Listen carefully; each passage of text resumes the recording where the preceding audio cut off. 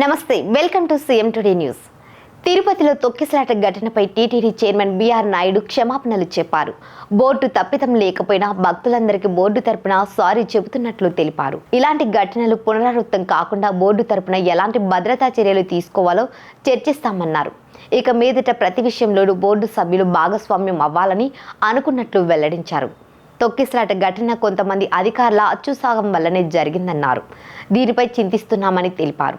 Board తప్పిదం లేకపోయినా board తరపున భక్తులందరికీ క్షమాపణలు చెబుతున్నట్టు ఎలాంటి సేఫ్టీ తీసుకోవాలి అన్నదానిపై త్వరలోని నిర్ణయం తీసుకుంటామన్నారు. ఇక మీదట ప్రతి విషయంలోనూ బోర్డు సభ్యులు ఇన్వాల్వ్ అవ్వాలని అనుకుంటున్నట్లు తెలిపారు. ఇన్వాల్వ్ అయ్యి ఇలాంటి దుర్ఘటనలు జరగకుండా చూడాలనేది తమ ఉద్దేశంగా తెలిపారు. ఆ విధంగా ముందుకెళ్లనున్నట్లు చెప్పారు. జరిగిన దానికి సాయం చేయడం తప్ప మరో దారి లేదన్నారు.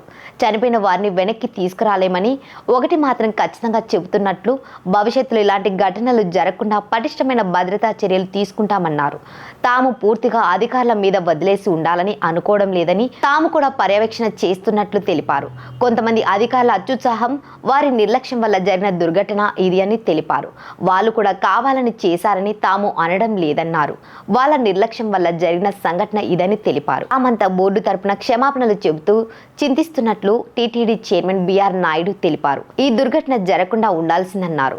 ఒకరిద్దరి చిన్న పొరపాటు వల్ల ఇంత పెద్ద ఘటన జరిగిందన్నారు.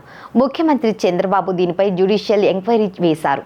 ఆ జ్యుడిషియల్ ఎంక్వైరీ రిపోర్టు వచ్చాక బాధ్యులందరిపై చర్యలు తీసుకుంటామని ముఖ్యమంత్రి చంద్రబాబు చెప్పారు. ఇందులో ఎవరికి ఎలాంటి అనుమానం అక్కర్లేదన్నారు. ఇది చాలా దురదృష్టకరమైన సంఘటన. ఇలాంటివి పునరావృతం కాకుండా చర్యలు తీసుకోవాలని బోర్డు మీటింగ్లో నిర్ణయం తీసుకున్నట్లు చెప్పారు. మృతుల కుటుంబాలలో ఒకరికి కాంట్రాక్ట్ జాబ్ ఇవ్వాలని ముఖ్యమంత్రి చంద్రబాబు నిర్ణయం తీసుకున్నారు. బోర్డు కూడా అదే నిర్ణయం తీసుకుందని తెలిపారు.